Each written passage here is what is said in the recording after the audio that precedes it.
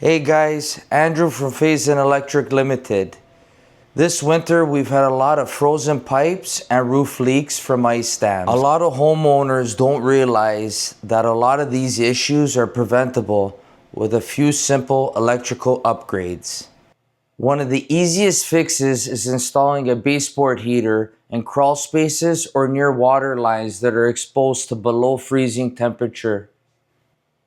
If those areas are near freezing point temperatures, pipes can burst really fast and lead to really expensive repairs. Biggest issue we're seeing this year is ice dams. Snow melts on your roof, refreezes at the edge, and then ice builds up under your shingles, and then water leaks inside your home.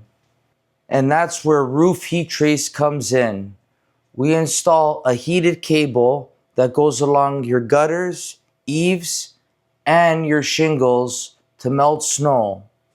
We install all our heated cables on dedicated circuits, proper GFCI protection, and with code compliance, so they're built to last long and they're built safe. If you've been dealing with frozen pipes and ice dam buildup on your roof, it's way cheaper to prevent the damage. Give Phaze-In Electric a call and we'll set you up properly.